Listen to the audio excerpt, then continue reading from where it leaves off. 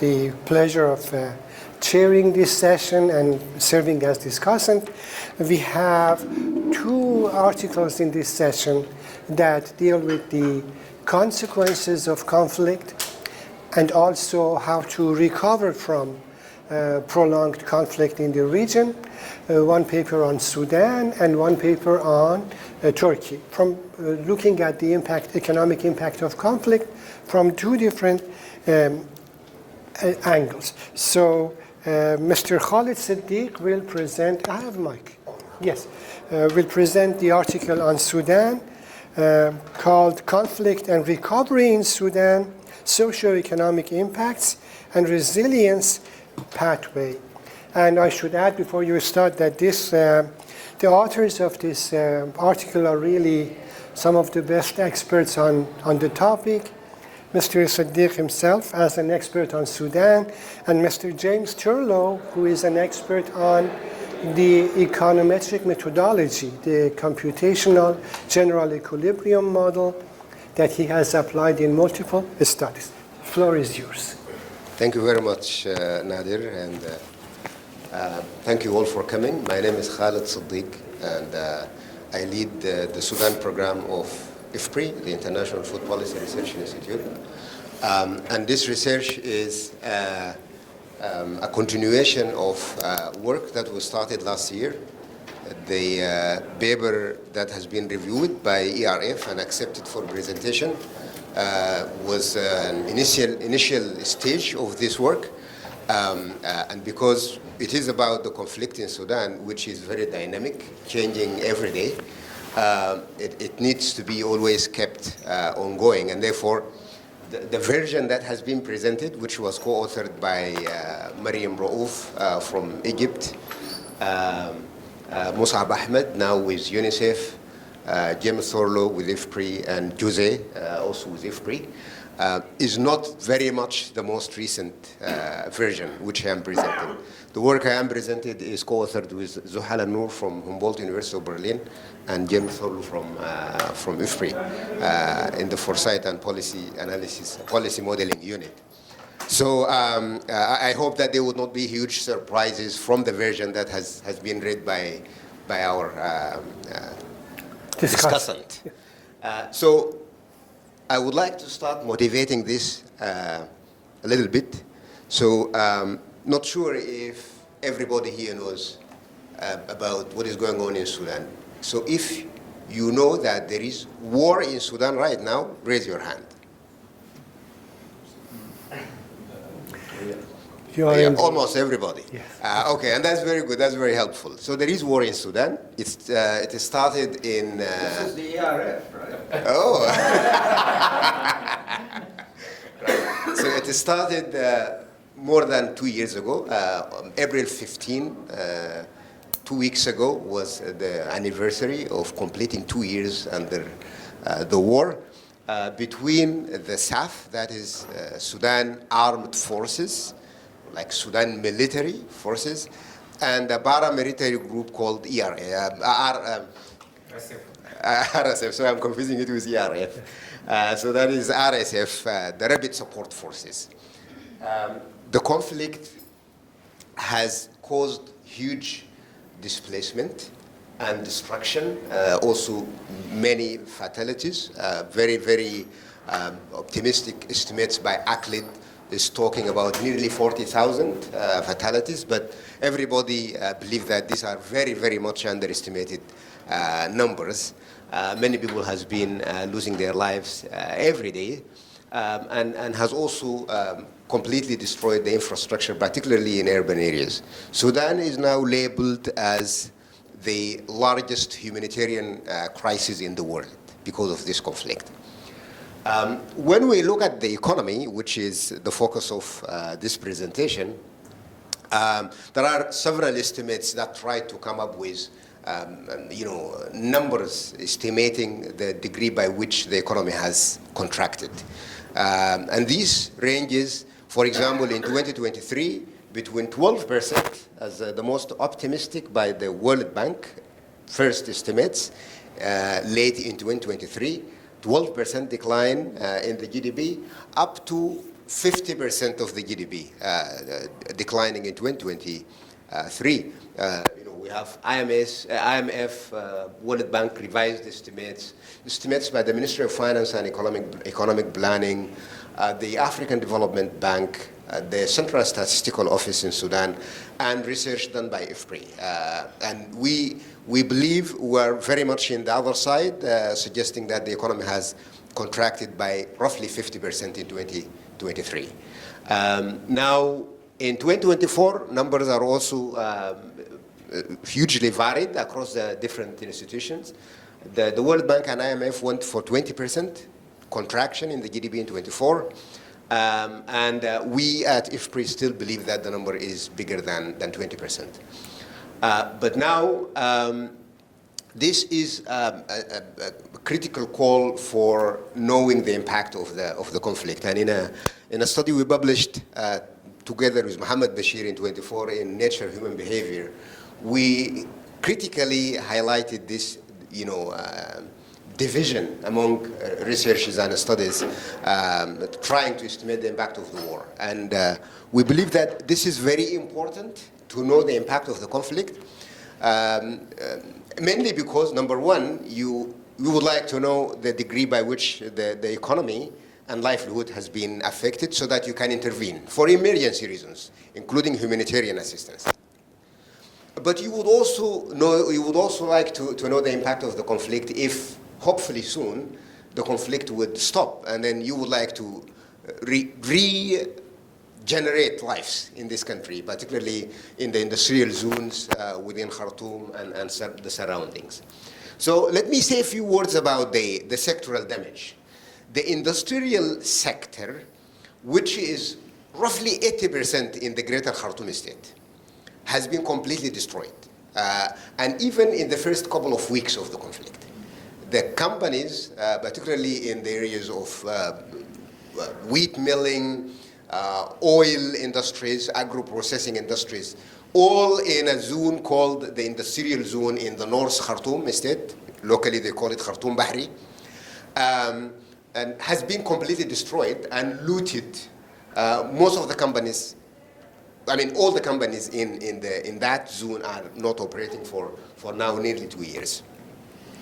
When it comes to the service sector, more than 10,000 schools are not operating right now in the country, pushing at least 19 million children out of schools. As of today, we're talking about 19 million children out of schools. And in the greater Khartoum state, we're talking about nearly 70% of the health facilities out of operation. So just to give you an idea about the magnitude. Now, in this study, we believe that we have two objectives. Number one, we would like to quantify the impact of the war on the economy. So that many agencies are looking at the numbers of fatalities, the number of displacements, but we would like to focus on the economic part of the impact. So objective number one, what is the economic impact of the conflict? And now, after knowing the impact of the conflict, we don't want to shy away from the next steps, which is, what can we do? What are the options? So our study also aims at providing suggestions for solutions, not political solutions, but economic solutions. What kind of scenarios are available? We will talk about them. And for that one, we use an economy-wide framework. For those of you who knows, computable general equilibrium model. I'll talk about it a little bit more in details, particularly in the context of the Sudan. Now, let me start by the first two scenarios. The first scenario is a scenario we would like to use to measure the impact of the conflict. And that scenario is, I believe I should look at the guy to take a photo, right? So the first scenario is, in order for us to know the impact of the war, we need to know what is the situation without war. And what is the situation without war now and in the medium term. So we're taking the period until 2030, right? And for that one, we used pre-conflict estimates developed by the International Monetary Fund from 2023 to 2030, right? And these are presented here in the graph by the gray bars. So according to IMF, in April 2023, these are the latest estimates before the conflict started, immediately before the conflict started. They were suggesting that the economy would grow by 1.7% in 23. And after that, it would sustain growing at roughly 3% every year until 2030. So that is our baseline kind of. So that is the situation, assuming that no war has started in Sudan. And against this one, then we brought the impact of the conflict, which is the estimates I briefly talked about earlier. 18% contraction on the GDP in 23, and then 20% in 24. In 25, which is this year, we made two assumptions. Assumption number one is that the war is going to continue until the end of the year. And the second assumption, which is very optimistic, is that the war is going not to continue beyond 2025. So hopefully some of you would join me agreeing on that, right? If these two assumptions are valid, then we assumed another assumption that the contraction in the GDP would be around 10% in 25. Remember, this 10% contraction is coming on the top of an 18 and 20% contractions, right? So that means we have an already smaller GDP, and we're cutting another 10% on the top of it. And after 2025, the GDP would resume growing similar to the baseline. So these are a couple of assumptions, and if we're fine until this point, I assume we'll be fine until the end of the presentation. If you disagree with this one, keep your disagreement and try to follow us until the end of the presentation. So now, with these assumptions, we're talking about a GDP that has been 31 billion in 2023 without war, and was expected to be 40 billion in 2030. That GDP would become 24 in 23, and by 2030, it will be roughly half the GDP without war, 20 billion USD. So that is the core trajectory we have on the impact of the war at the macro level, right? Now, let me, before going into intervention scenarios, and also before going into the impact of the war on other indicators, including poverty and hunger, we'll come to that, I want to say a few words about the framework we're talking about. So this is, as I said, an economy-wide framework. And for those of you who are familiar with computable general equilibrium modeling, this is a recursive dynamic framework, pretty standard in that context, but it has a lot of add-ons. And I would like to say a few words about these add-ons. Now, let me start by the standard component, which is the database, the social accounting matrix. So this is the core database for the model. It is a snapshot of the economy in 1 year. And in the framework we're using, we apply what is called Nexus SAMs. And these are a group of SAMs created for many countries. Right now, we have over 30 countries in the world with Nexus SAMs. And these are SAMs that follow standard structure. So they are similar in structure, and therefore, they can easily be used to do cross-country comparisons in various ways, right? But generally, the SAM is a database of transactions in one single year, and it has different components. So activities, these are the production sectors, and commodities, the commodities that are produced by the sectors. And then we have other agents like households, factors of production, government, and the rest of the world in different details. For example, in the case of Sudan, we have 20 groups of households, grouped by rural versus urban, but also grouped by income, from quintile 1, the poorest households, to quintile 5, the richest household. Now, So we have agricultural sectors, industrial sectors, and service sectors. And each group we have more detail. So roughly we have about 90 sectors and commodities in this social accounting matrix. So you could think about something like 20 plus agricultural sectors, 20 plus industrial sectors, and 20 plus service sectors. Now let us talk about the add-ons. In this framework, we do what is called the agri-food system disentanglement, if you want to. And this is basically, so you have a SAM, a normal SAM, for those of you who know social accounting matrix. You keep it as it is, but while it is there, you do a little bit of grouping of sectors. And these groupings disentangle the agriculture and food sectors from their origins. I mean, they remain there, but you regroup them separately so that you can refer to them. For example, I give you a very, very good example. Services. You might think that we don't have agri-food system in services, right? So in services, if you go in the restaurant of this hotel and you order food and you eat, you enjoy it, hopefully, that is food. And this food is part of the service sector, right? So in this regrouping, we will take this out. We consider it food. We add it to the agri-food system, right? Very straightforward agri-food system is primary agriculture. So that is operations and output generated on the field, farms and livestock pastures and so on. So that is primary agriculture. But then we have the transactions, the trade, moving products from one point to another point and so on. We call them the trade component of agri-food system. Then we have 5 minutes. Okay.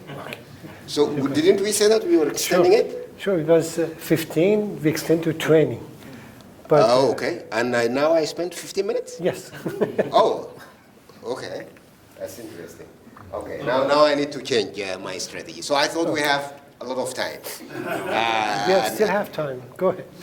Okay, now I need to run fast. So, okay, so basically we have these 5 components. We take them we treat them separately. So we call it the agri-food system. And with that one, you can easily compare with the rest of the world. So for example, you have the world here, where about 32% of the world GDP is coming from primary agriculture. This is different when you look at the high-income countries, where it is only 15%. Developing or lower-income countries, we're talking about 60% of the agri-food system coming from primary agriculture. Let me stop with the extension on the agri-food system. Another important add-ons is that we have the dynamic CG, the standard kind of that dynamic CG model here. It is linked to many other components. One very important one that we will use in the rest of this presentation is the integration of the CG model with a household survey, where we can then use micro simulations to transmit the impact of all our scenarios on the household survey, so that we can determine how many people would fall into poverty or be lifted out of poverty during our simulations, and vice versa. The same applies to undernourishment, hunger. Okay, let me now move to the impact of the scenario that we described earlier, the impact of the war. So this is the impact on poverty, and this is the impact on hunger, right? Again, this is against a baseline where we assume no war has existed.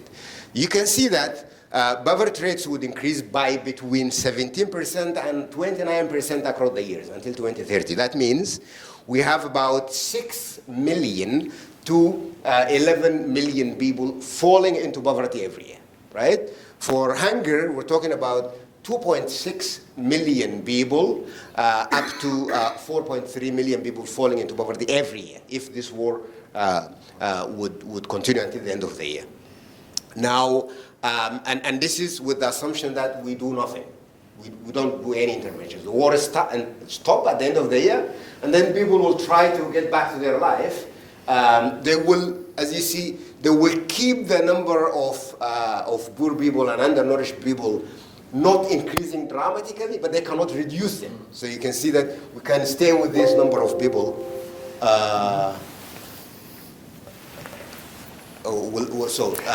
You keep going. It's, okay. Now, if we think about the division of, so these people who are affected by poverty and hunger, how many of them are in rural areas and how many of them are in urban areas? You can clearly see that the rural area is dominant. In the earlier study where maybe our discussant would have read, is that we have the reverse story, because there we focused on, that was last year, and we focused on the impact of the war in 2023, when the war started in urban centers, and the urban population were mostly affected. But now when you merge it together with 24 and so on, basically people left Khartoum very early on, and then the impact of the war also spread over the rural areas too. What is the impact on income and consumption? So this is kind of distributional impact. Here we have the annual per capita private consumption of the households. And in this first column here, we call it all households. You can see that all the households would witness a decline in their per capita consumption by almost half, right? So all of them. And these are, so the columns are years. We just took 25, 6, 8, and 30, just to give you an idea for the whole period. So you can see that all the household will lose like half of their consumption abilities. But if you compare the poorest quintile, 1, and the richest quintile, 5, you see that the bars are longer for the poorer household. So that means poorer household will be affected more than richer households, right? But if you take it from an absolute loss point of view, so the amount of money lost, who pays for that? Roughly 50% is quintile 5. So the rich people lost most of their assets. You could start about large companies like Siga and other the milling companies in the industrial area in Khartoum, gone, but also factories and other assets in the urban centers of Khartoum and Jazeera completely lost. And therefore, the magnitude of loss in absolute term falls mostly on rich households. Khalid, the 5 minutes is gone, so please talk about interventions a little bit. Perfect. So that yeah. you can. Yeah, okay, let me take 2 minutes. I want to make sure people get. Perfect. Now, let's move into interventions. Now, so we know now the impact of the war, the magnitude of the shock. Let's talk about 3 scenarios we introduced as alternative options. First one, agriculture, focuses on agriculture. Second one, focus on investments. And the third one, focus on social protection, cash transfers. So the assumption with agriculture, we just assume that agricultural productivity would recover in 2028 to its pre-conflict level. With the working capital and the cash transfer, we assume that there will be $1 billion USD available. That's a very small number. Estimates now are in the range of $200 billion needed for reconstruction. But we are not reconstructing. We just want to prioritize kind of intervention. So $1 billion USD will be distributed as investment. It will be put as 20% in 26, 40% in 27, and 40% in 28. For the cash transfer, it will be 50-50 in 26 and 25. And then we have a combined scenario in which we merge them together. Now, if you look at the GDP growth, you would see that. So the red color is conflict, and the other 4 are interventions, right? In 25, we did nothing. So you see that the growth rates are similar. But then the interventions start from 26. And you can see that good news is that all the interventions are better than the conflict through the years. Number 2 is that you can see the cash transfers being very useful for emergency responses, right? It encourages people or help people to buy products and satisfy their needs. And of course, this is reflected in value down here. Let me run a little bit fast. On poverty and undernourishment, again, the red color is conflict and the others are interventions. And you can easily see that the cash transfer in 26 is the intervention that reduces poverty better than others. So we're talking about 1.6 million reduction in 1 year. And of course, this is reflected also in the for the undernourishment. You can see that all the interventions are reducing the number of people significantly. If you like to look at the sectors, agriculture, industry, and service, we also have similar story where we see that the interventions are very helpful at the different sectors at varied level. In conclusion, what I would like to say that if we do not do anything, the situation wouldn't resolve itself easily. So it will take longer for the number of poor people to start declining without intervention. And the intervention is very useful, particularly starting from agriculture, where 1.5 million people can be lifted out of poverty annually, and the other scenarios are also effective. When we think about cash transfers, it is good for emergent kind of urgent response relative to the investment injection, which is a little bit slower, but it can sustain longer than cash transfer. Let me stop here, and maybe later on we can continue discussing. Thank you. Thank you. Thank you. Okay. So where is my the file that you just brought in? My discussion. Yes. Thank you. Okay, so I'm going to go down.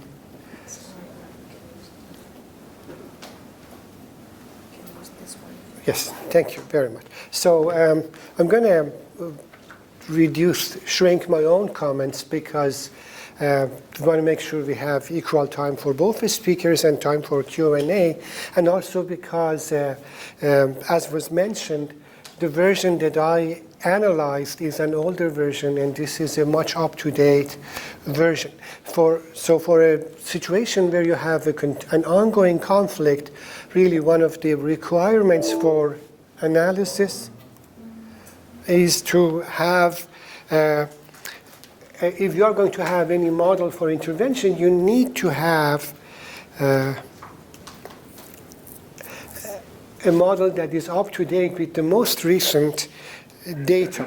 So, what I wanted to say, the core argument, since we do not see my comments, is that first of all, the computational general equilibrium model is really a relevant model to use, and especially the one used in this case by IPFRI, because this is a model that has been designed and refined for developing countries. It has been applied in a couple of cases for conflict countries. But Sudan is a unique case. And when I think about the application of this kind of computational general equilibrium models and the value of this study, what is the value for Middle East? Middle East is a region that's really vulnerable to conflict more than any other region in the world. So economic models that are designed to address the economic impact of conflict and ideal intervention models, so let's see, are quite relevant for this kind of analysis. So for Middle East, I think it's really, we are having some issues with this, but let's see if we can go back to the, there you go. So this is a typical CGE model. I just want to emphasize the contribution of CGE, a circular accounting model. If you have good equations that are relevant for the country that you are analyzing, I think this is a valuable tool that makes your analysis data and evidence-based. But the key factor is that the year that you calibrate should make sense for the years that you want to analyze the economy. So what is the contribution of this article? As an academic article, it really demonstrates the applicability of the RIAPA CGE model based on what I have read. For Middle Eastern countries, I think this model can be used to study economies such as Syria, Iraq, Libya, both to see what happened and how recovery was administered.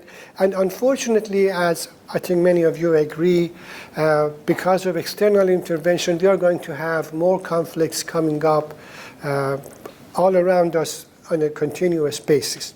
But when it comes to Sudan, what I'd like to question is how relevant is a model that focuses on recovery for an ongoing conflict, and especially when we look at the unique case of Sudan. Because the 2 years that have already passed, we have brought us to a position where there is no guarantee that one side would come out victor and there would be a unified Sudan, which is what we all hope for and desire. But unfortunately, because of the external intervention, that is not the case. Perhaps some of you have followed the news. UAE is supporting one faction. There is evidence that Iran has provided support to another faction. So conflict is ongoing. Now, the model that I was given to study offered two scenarios. One of them was moderate decline and a slow recovery version. And the second one was the rapid decline and rapid recovery version based on the CGE model. Clearly, where Sudan stands today, I don't know if the moderate recovery scenario is relevant because, as Khalid showed, it has already been a significant amount of economic decline very rapidly because of what has happened in the past 2 years. Why do I say a unified model might not be relevant? Because this is a statement made recently on the end of the second year of the war by head of the Rapid Support Forces. He said that the paramilitary forces have declared that they might go ahead and create an independent sort of governance for the western regions of the country where they are controlling. It began as a conflict between two armed groups, but look at the divisions in a more recent year. So how do you plan for recovery where you have a divided government, and where do you administer the recovery program? You do not have a single government controlling the entire region. What is possible is that as this conflict moves forward, unfortunately, in a bad scenario, it might not end. We will have pockets of political stability and peace in Khartoum. For example, right now, if you look at Port Sudan, it is a region, based on my conversations with one of my colleagues 2 days ago, it's a region where it's just relatively very low violence.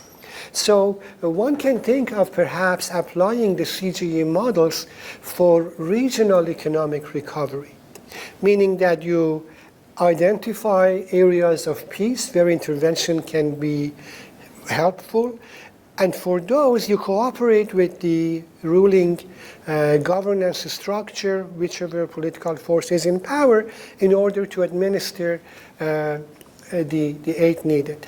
Another value of CGE models and this exercise is that rather than just limiting the analysis to economic recovery, just humanitarian aid, it also identifies areas where investment, especially in agriculture and industries that support agriculture, can contribute most to economic growth, job creation, and economic prosperity. So it goes beyond just administering economic aid. In that sense, it's really a valuable tool that can be used. I applaud the work that is being done, the update. I believe it is in continuous updating that this model will remain relevant, and perhaps by regional intervention. As you can see, there are, this is just different images of the conflict. So that was my comment and suggestions. Now we have time for a Q&A. If there are any questions for Mr. Siddig, please go ahead. Yes. Do we have a mic for you? Thank you.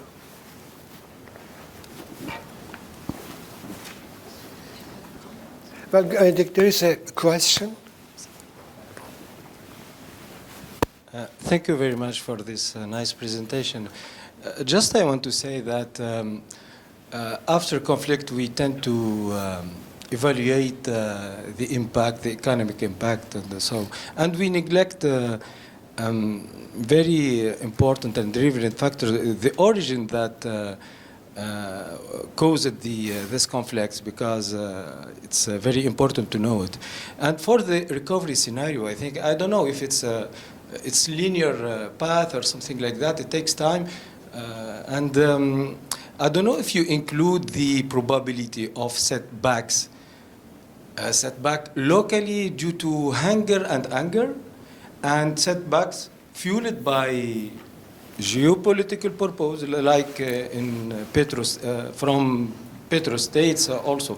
So this is the scenario and the calibration of how you can, for example, estimate or calibrate for a position in between conflict and non-conflict, no war period. So how you can do that? It's do you adopt an optimistic scenario or the worst one? I think for me, I will start by the worst scenario to implement the reforms, because I think it's not about pessimism, but just realism and pragmatism. So it's very difficult to recover after a war.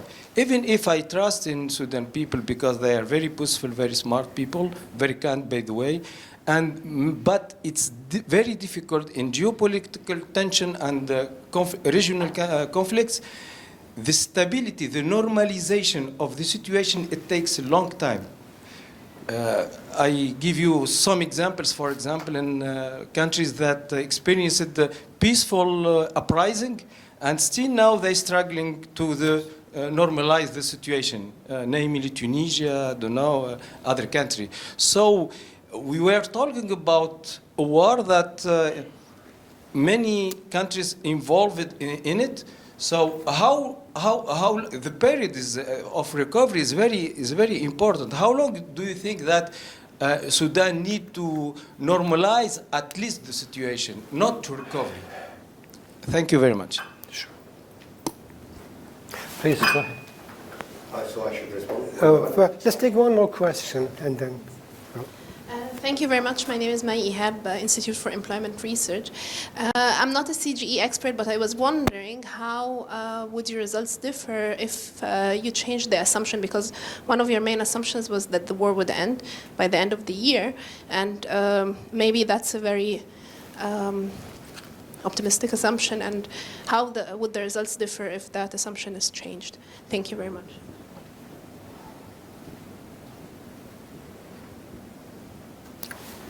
Okay, thank you so much for the questions and also for the discussion points. I would like to start by the question or the point Nader raised about the country approaching division. That is theoretically possible, not yet there. Hopefully it wouldn't come. But as far as the tool is concerned, that can easily be addressed. I mean, we have within the RIABA setup situations where we have administrative units of the country, for example, states. So you can easily include states. For example, for Egypt here, we have RIABA model running with 5 regions. We have the Greater Cairo, Alexandria, and then the Delta, and then we have another three regions, and that is, so the code is ready with that. So you have R there, and how many regions you have, the model will run. So that's not, from a modeling point of view, it's very simple.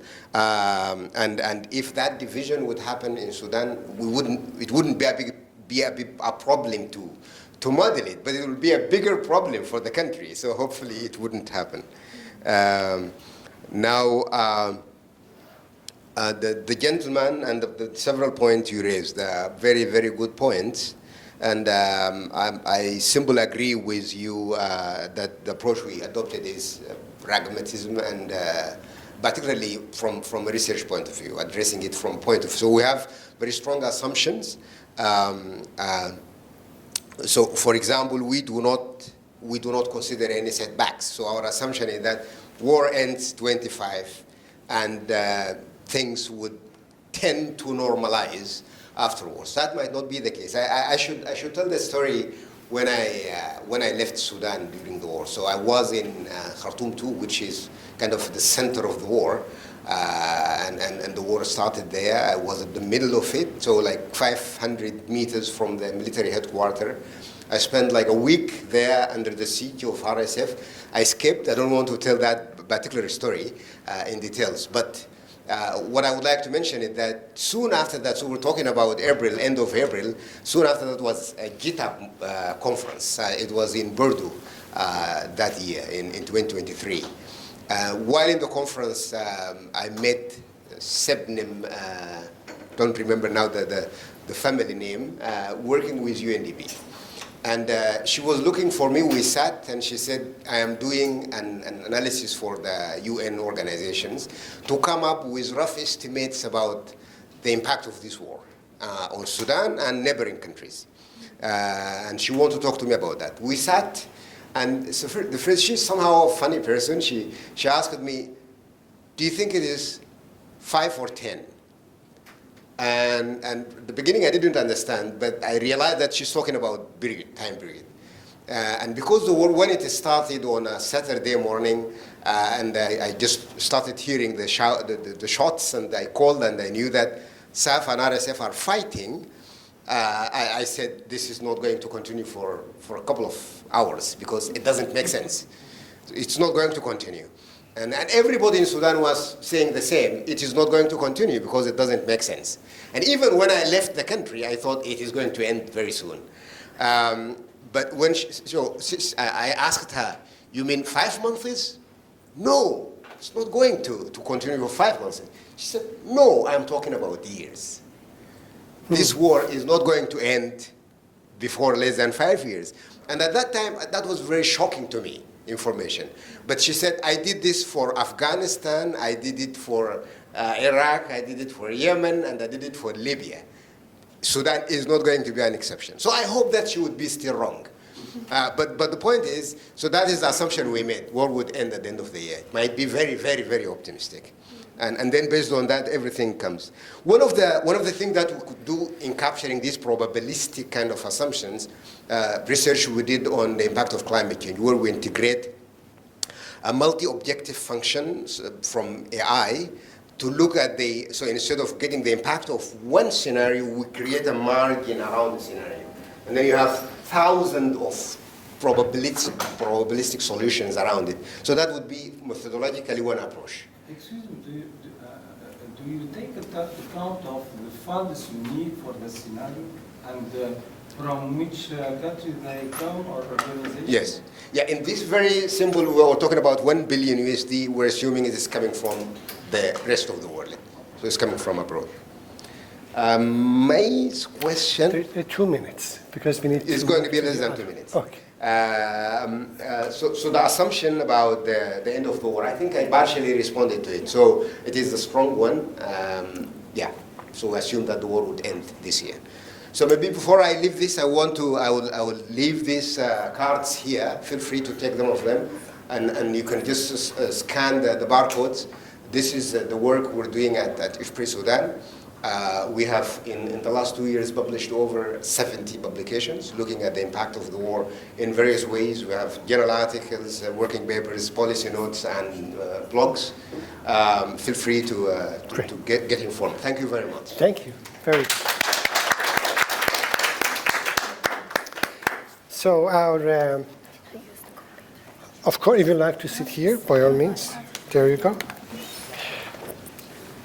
Our next presenter is Dr. Belgi Turan, speaking about the long shadow of the PKK conflict in Turkey, which is also known as the Kurdish conflict. Please. Welcome, everyone. Professor Khalid presented the projected effects of conflict in Sudan. I will try to present you the effects that are already realized in the effect of conflict already realized in Turkey. So this is please be careful about moving the Yeah. table because you might have okay. issue. So this is a joint paper with my co-authors. Let me quickly motivate, and I will try to finish in time. So, as we all know, there are a lot of conflicts happening in worldwide, and estimates show that by 2030, around 2/3 of the population worldwide will be living in conflict settings. So macro studies show that the recovery is fast from these shocks, but micro level studies, the effect on individuals, the recovery is not fast, and most of the time it perpetuates over the generations. And so it is not just the cohorts that are affected, their offsprings and the intergeneration effect continues. So in this paper, we are trying to provide you with a causal evidence of this conflict settings that's happening in Turkey, that happened actually in Turkey around 80s. We focus on the effect of the conflict, the affected cohorts, and their educational, labor market and socioeconomic outcomes, and also the effect on their children. Just to set the literature on the issue, we have macro studies and micro level studies. As you can imagine, on the housing, wealth, economic development, city size, there are large negative causal effects. And also at the micro... I'm not a CGE expert, but I was wondering how would your results differ if you changed the assumption, because one of your main assumptions was that the war would end by the end of the year, and maybe that's a very optimistic assumption, and how would the results differ if that assumption is changed? Thank you very much.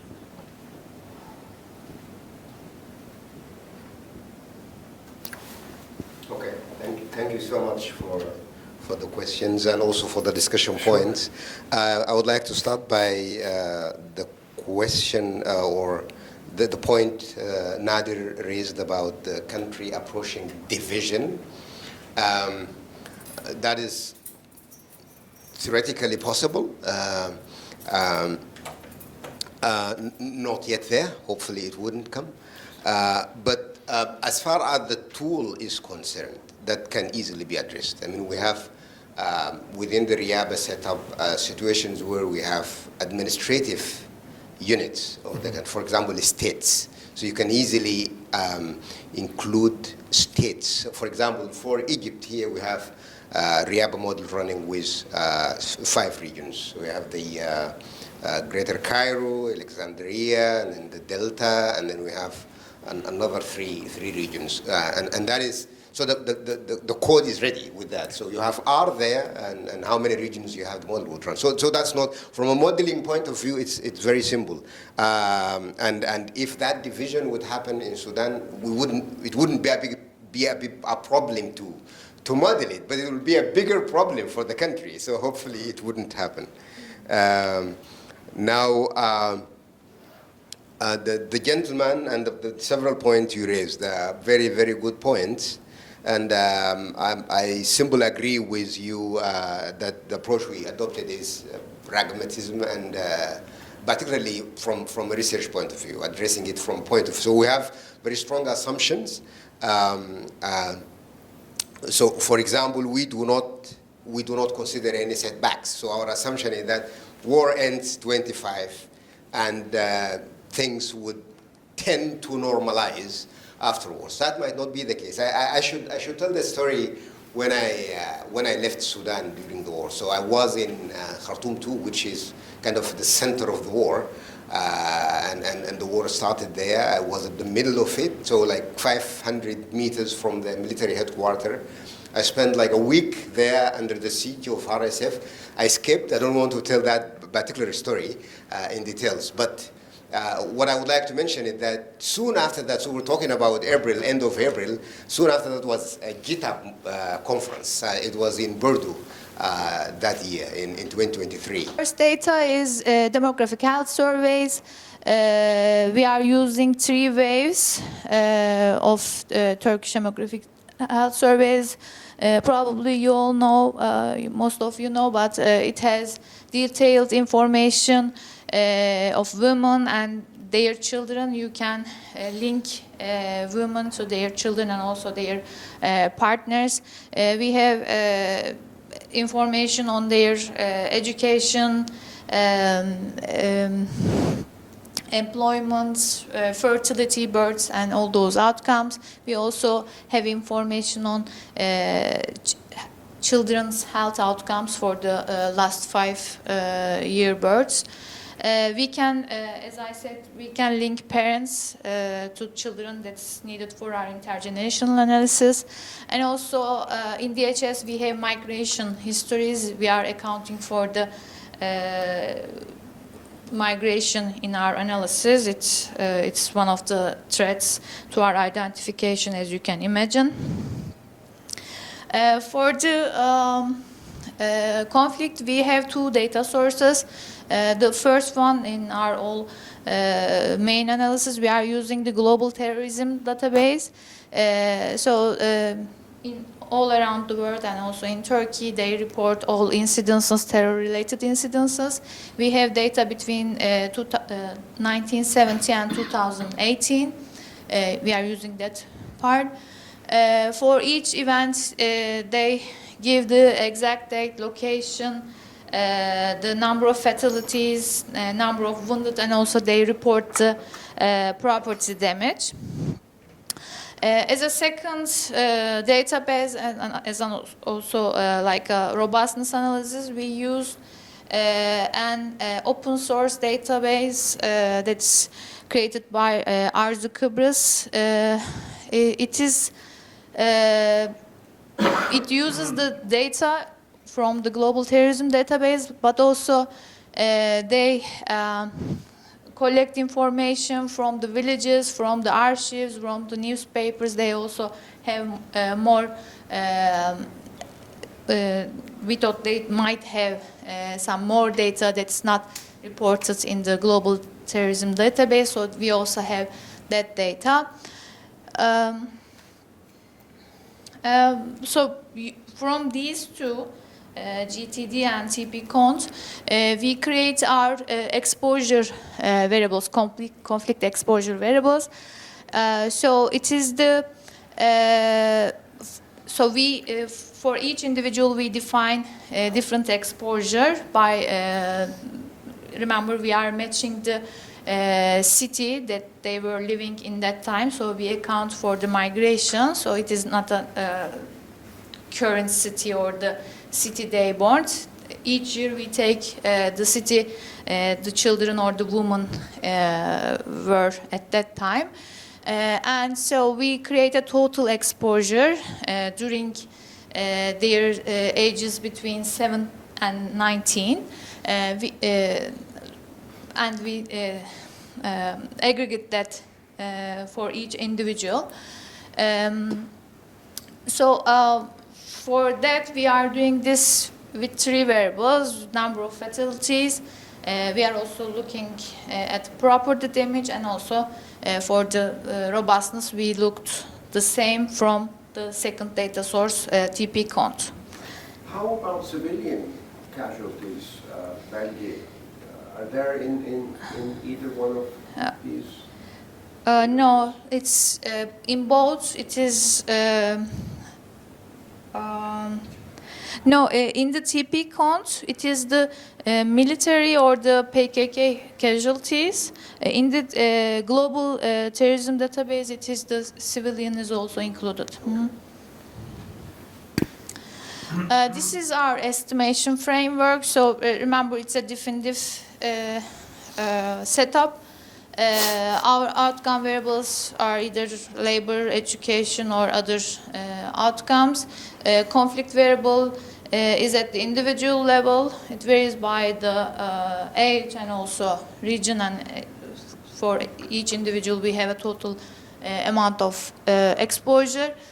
We have province fixed effects, year fixed, birth year fixed effects, and also we are controlling for urban rural residents, parental literacy, and I will show you we have some more controls, and we cluster standard areas at the province level. So that, Uh-huh. and this is the repeated process, right? Uh-huh. So you could not put the individual fixed. No, no. Mhm.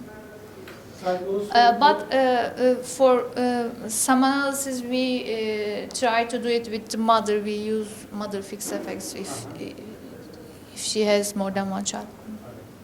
So you can use exposure value because people move across time. So you get variation at the individual level for movers. But we are aggregating it at like a one variable from 7 years to 19. At each age, how many exposure she But had. suppose everybody never moved. They stayed in the Okay, same then, province. Then that exposure variable would have been the same for everybody in the same province. If they are at the same age, at the same cohort, yeah. And so this is for the mothers, the first generation effect, and for the intergeneration effect, we are using mother's exposure. So mother is exposed to conflict. What happens to children's outcomes? So the setup is same most of the time, like the other one. Let me see. Yeah, it is. Just mother's exposure on the kids' outcomes. So these are mothers who are older than 20, all of them are older than 20. 15 in the DHS, right? But you accumulate them until 19.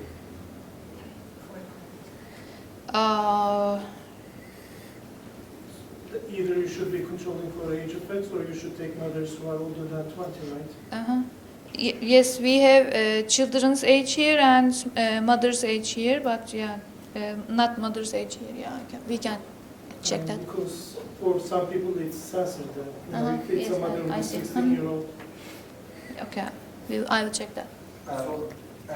May I ask to, if it's just clarification? I have only Okay, but I have only let's 6 let's have a minutes. continuity and then we'll ask the So questions. the Thank you. threats you might think of are listed. Hopefully they are all listed here. We are trying to account for all of them.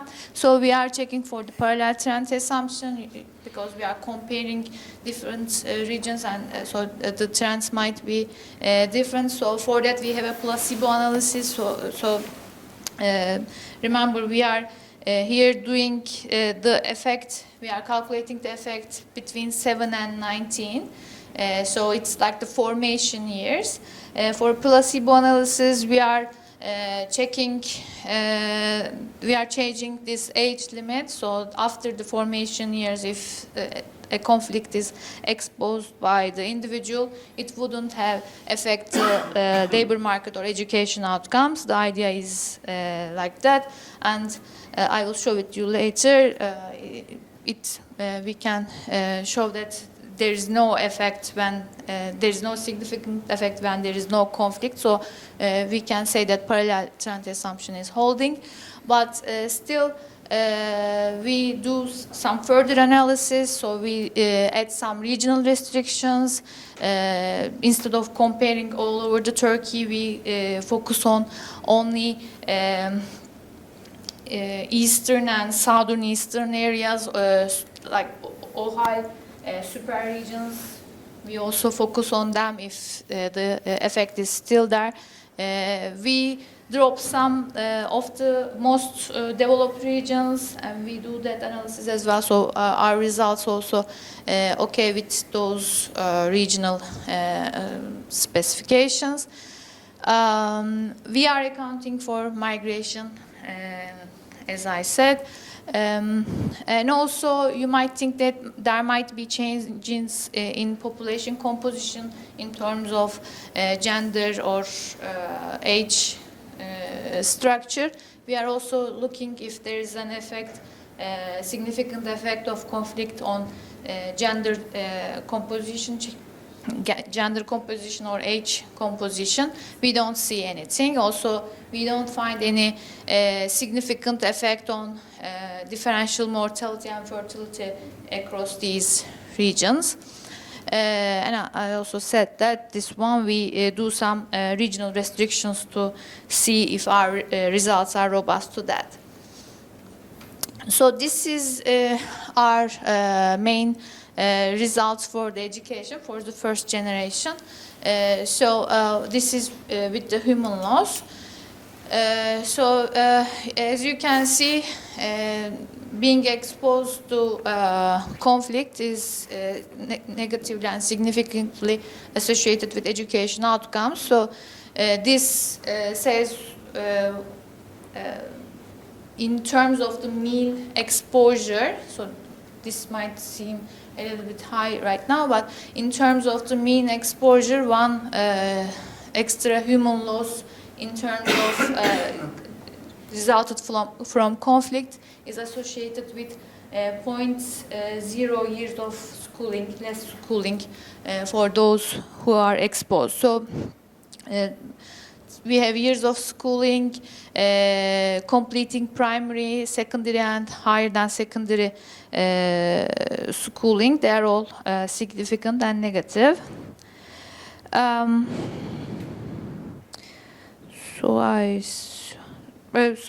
those confounding factors, and we did all these analysis. So I told you about the placebo. So we are not finding any significant effect if we look at the exposure between after the formation years, after the education is realized. We don't see any different across cohorts, across regions with our setup. So this is to support our identification.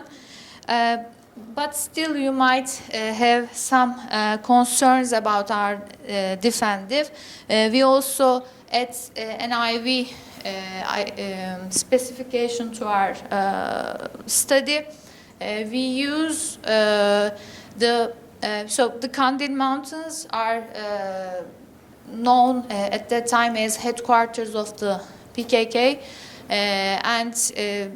So we use the distance to the Kandil Mountains, interacted with the amount of total amount of conflict measures at that time, like using it like a shift share instrument to do these IV specifications. So we instrument conflict exposure with a distance to the Kandil Mountains, distance of the region affected by the conflict to the Kandil Mountains, interacted with the total amount of conflict. And the results are still there. We have a negative and significant effect on education outcomes with all on the full sample with regional restrictions. We all see in all those we see the effect. So this is the education outcomes. We also look at the labor market outcomes at the DHS data. For the labor market outcomes, we also use labor force surveys. But in the labor force surveys, we don't have migration, so we want to account for migration. That's why we are using DHS also for employment outcomes. So for both DHS and labor force outcomes, we find that being exposed to I must be done, but I'm not. It's all right, you have time. You have plenty of time. Go Okay. ahead. So so in the DHS we can do this only for women. with the LFS, we are doing this for both women and men exposed to conflict. And we find with all regional restrictions and with all the specification controls, we find a negative effect of exposure on labor market outcomes. And also we look at, I told you, we look at some socioeconomic outcomes, whether being married, the fertility, and fertility and mortality. We don't find any differential outcomes across regions. So it might be, you might think that it might be the mechanism that's driving the results, but we don't find any effect. And also, I want to show you this. So we are checking for the migration. So we are just following the women across cities. But also we checked if the conflict has effect on probability migration, probability of migration. But we don't find any effect. But we still control for the in our specifications, and this is for the second generation. For the second generation, we only have health outcomes. No, we are also looking at the educational outcomes as well. I will show you in a second. We have birth weight, height for age, and weight for age, Z-scores.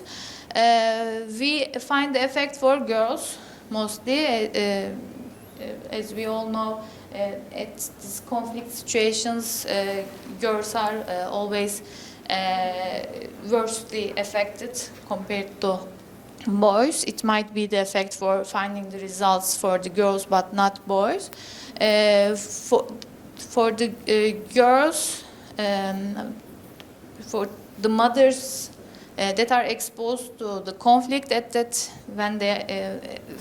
their formation years, their girls are born with lower birth weight, and they are shorter, and also their BMI indicators are worse than the children of mothers that are not exposed to the conflict. But for boys, as I said, we don't find any significant effect.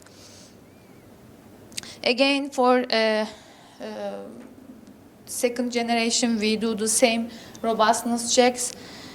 And this is for the education. So again, second generation mothers are exposed, and we are now looking at their children.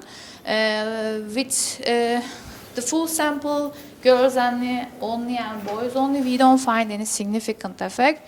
When we first get the results, we were surprised why we are not finding the second generation effect. Then we thought about the interventions happened in that time. So we know the compulsory schooling education, the extension of the schooling in 1997, and especially the programs, education programs happened after that, the girls of the school program, and also some busing programs and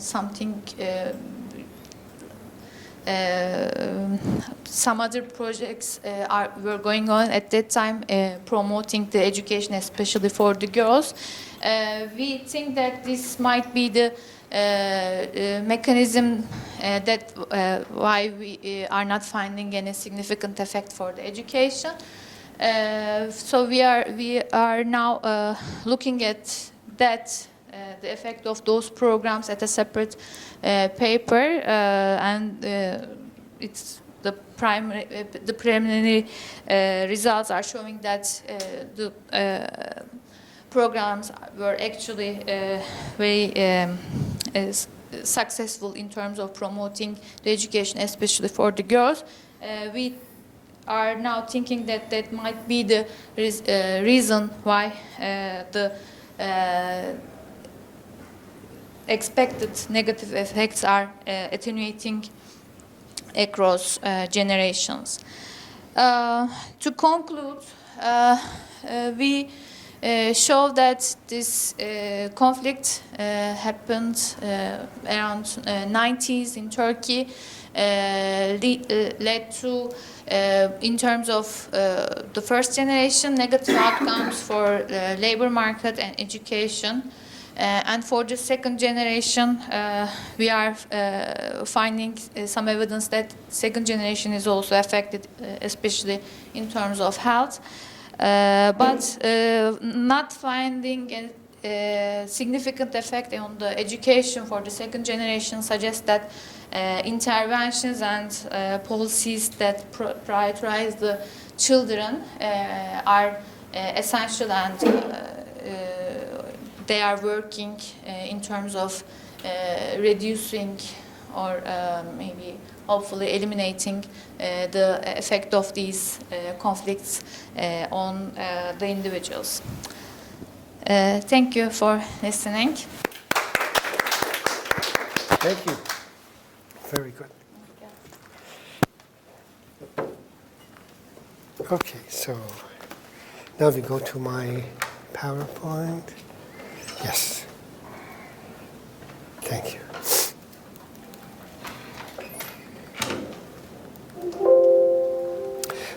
All right, so I'll make my comments brief on this one as well, so that we'll have time for Q&A. I think this is really a very valuable paper, valuable contribution, especially the findings about the second generation effect are new, even in international level. Not many studies have been carried out to track the impact of violence on the second generation. So the key findings of the paper include the fact that the exposure to the PKK TSF violence in childhood has had an adverse impact on educational and employment achievement of the adults, and also that we observe a statistically significant intergenerational impact on children whose parents have lived through this conflict with lower educational and labor market achievements. I think both of these are really very important contributions. So in terms of methodology, the methodology used is the generalized two-way fixed effect, and then applying a difference in difference to that model. The data, as was mentioned, there were two sources of data which allows for robustness, testing the hypothesis with one and then checking to see whether the results remain relevant with the other one. So this is really one example of how the robustness tests are really good in this paper. And then the other robustness test, which I think is important, which shows good care, is that the authors compare the exposure to human loss and property loss. And they, as was mentioned, they demonstrate that the key driving force is the human loss rather than the property loss. So in terms of contribution, this is the first study that a study of the achievement impact of exposure to conflict in Turkey and MENA.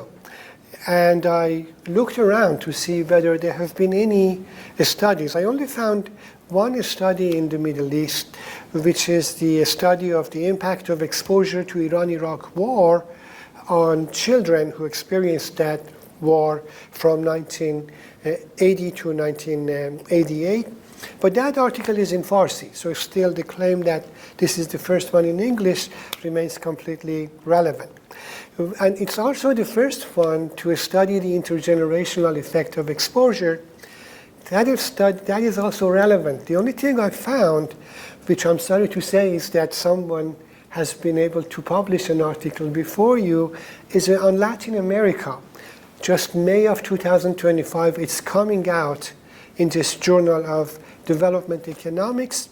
Hidalgo, Aristizzi, and several authors demonstrate this. I believe it's for the country of, there are several countries, Peru and Colombia are involved. So still yours is the really important contribution. The econometric model is solid and reliable, and if we find the adequate data, it can be replicated in other Middle Eastern countries.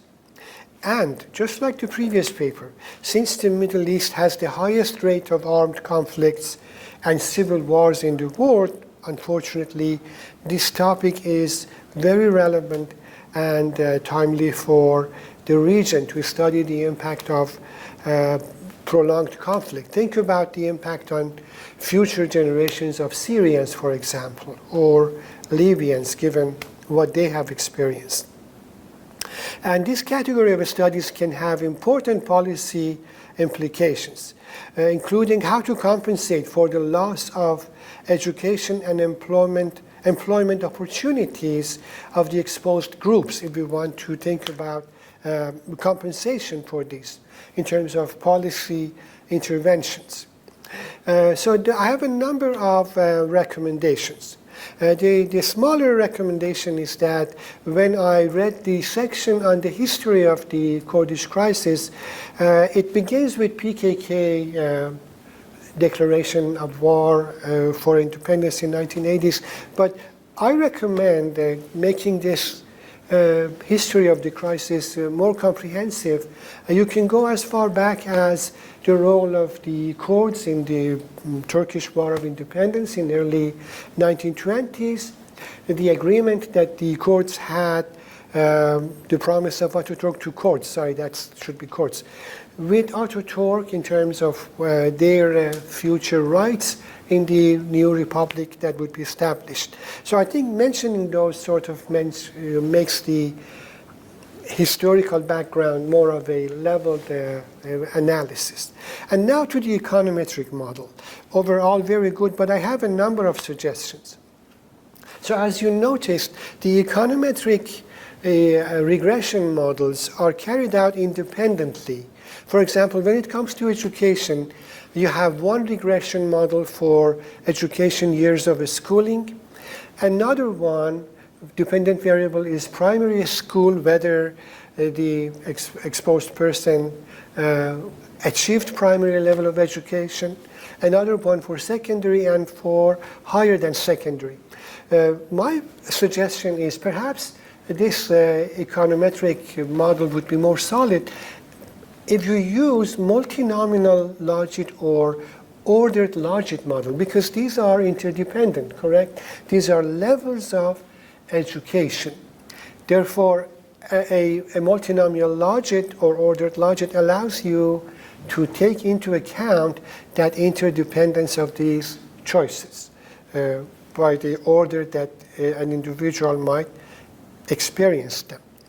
Similarly, when we study the employment effect, you have a model in which you have employment, then you have a regression model for agriculture and manufacturing, whether the impact of exposure sort of leads more people into agriculture versus manufacturing.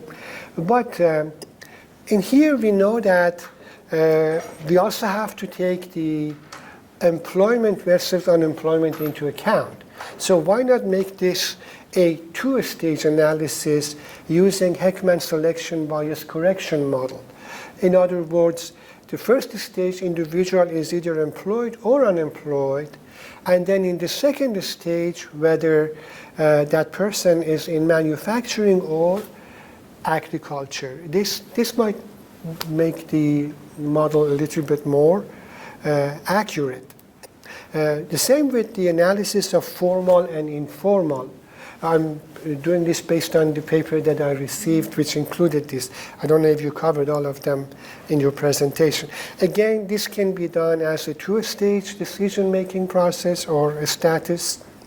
The individual either has selected to work or being unemployed, and then whether formal or informal. Again, the Heckman selection bias model might be helpful in this and timely for the region to study the impact of prolonged conflict. Think about the impact on future generations of Syrians, for example, or Libyans, given what they have experienced. And this category of studies can have important policy implications, including how to compensate for the loss of education and employment opportunities of the exposed groups, if we want to think about compensation for this in terms of policy interventions. So I have a number of recommendations.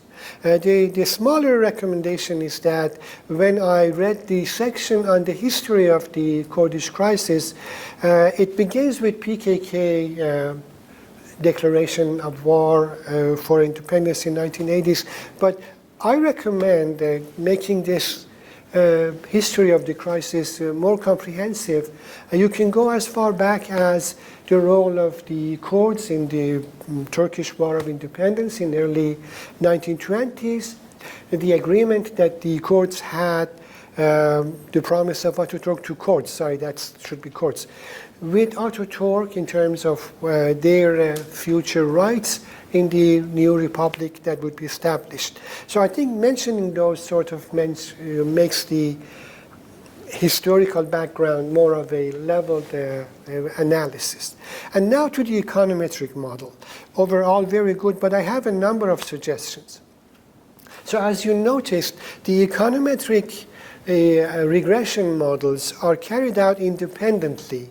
For example, when it comes to education, you have one regression model for education years of schooling.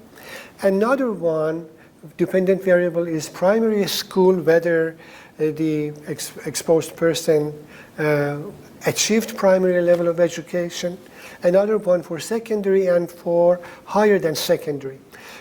My suggestion is perhaps this econometric model would be more solid if you use multinomial logit or ordered logit model, because these are interdependent, correct? These are levels of education. Therefore, a multinomial logit or ordered logit allows you to take into account that interdependence of these choices by the order that an individual might experience them. Similarly, when we study the employment effect, you have a model in which you have employment, then you have a regression model for agriculture and manufacturing, whether the impact of exposure sort of leads more people into agriculture versus manufacturing. But in here we know that we also have to take the employment versus unemployment into account. So why not make this a two-stage analysis using Heckman selection bias correction model? In other words, the first stage, individual is either employed or unemployed, and then in the second stage, whether that person is in manufacturing or agriculture. This might make the model a little bit more accurate. The same with the analysis of formal and informal. I'm doing this based on the paper that I received, which included this. I don't know if you covered all of them in your presentation. Again, this can be done as a two-stage decision-making process or a status. The individual either has selected to work or being unemployed, and then whether formal or informal. Again, the Heckman selection bias model might be helpful in this case. So those were my comments on econometrics of it. Overall, very good and very valuable. Now we are open to comments and questions. If there are any, yes, there is a question here. Belgi, it's like essentially you're like what are the treatment and timely for the region to study the impact of prolonged conflict. Think about the impact on future generations of Syrians, for example, or Libyans, given what they have experienced.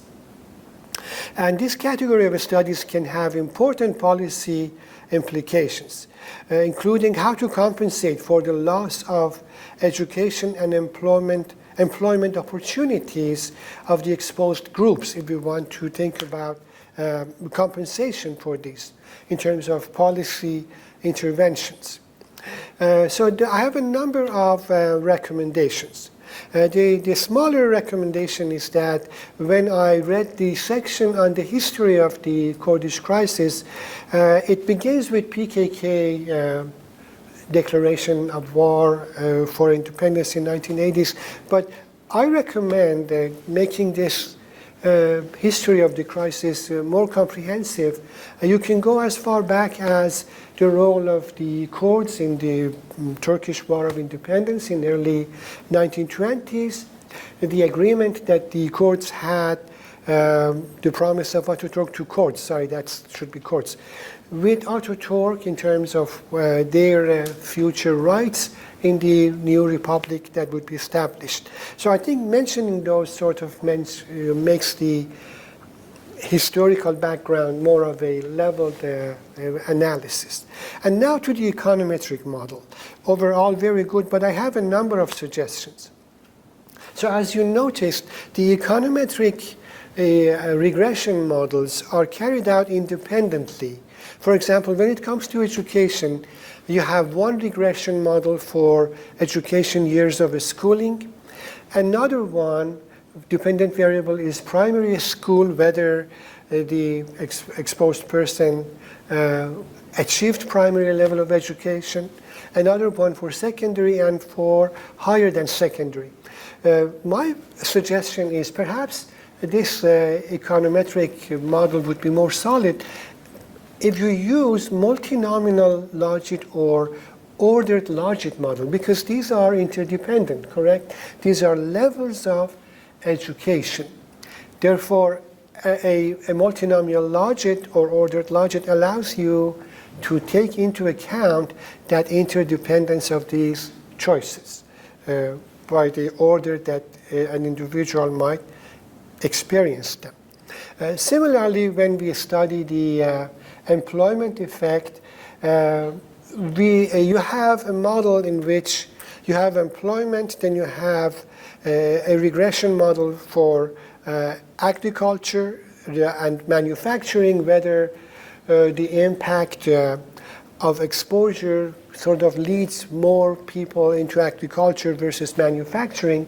But in here we know that we also have to take the employment versus unemployment into account. So why not make this a two-stage analysis using Heckman selection bias correction model? In other words, the first stage individual is either employed or unemployed, and then in this Due to conflict by the mother at the birth weight by the birth weight, on the birth weight and also the height. We don't have it, but we can always add that to the discussion, to the paper. We have that.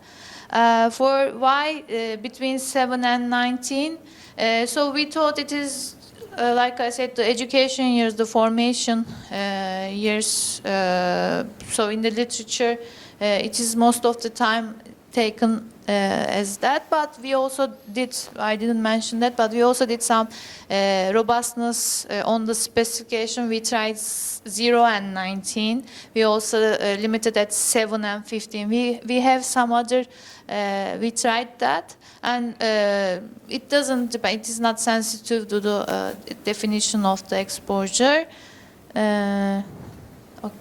Thank you.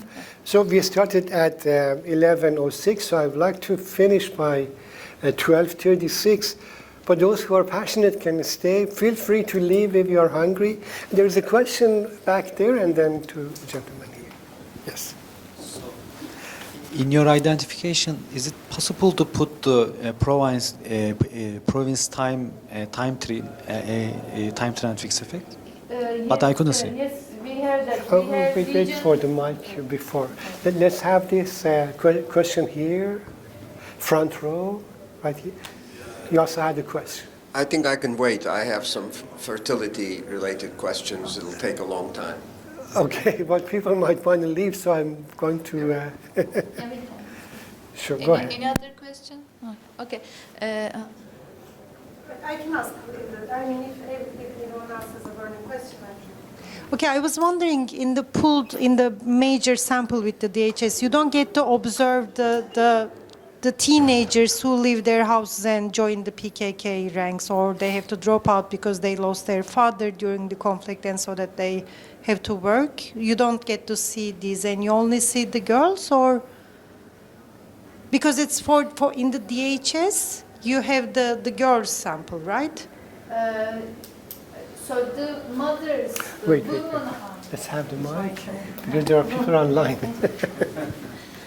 So in DHS, women are sampled, and then they go to women's house and they talk with all the men in the house. So men is not representative, right? They are not sampled. Women are sampled. But we are doing the analysis with the men as well. But as you said, there might be a selection. Can you observe, they ask for their education and their labor market? Yes. For men, we have education, but not the labor market. Now for the- We have this trends. We are adding some trends here. We have region and birth year trends, and also we have we add some specifications. We add linear province time trends. These are robust. Yes. There you go. You get the last question, comment, so that you Yeah, can finish in I 3 was minutes. trying to clarify what outcomes, fertility outcomes, do you actually look at? It's for the mothers, right? You're looking at the mothers. And what's your measure of fertility? Devam varsa var mı? Yeah, we can talk. So we have complete birth history. At some point we did that like annual birth probability, but we here the ones I'm showing you with the number of children ever born, living children, and also yeah, actually that, and also we are looking at the composition. Okay. Thank you very much. Please join me in showing your appreciation. Thank you. And now lunch awaits.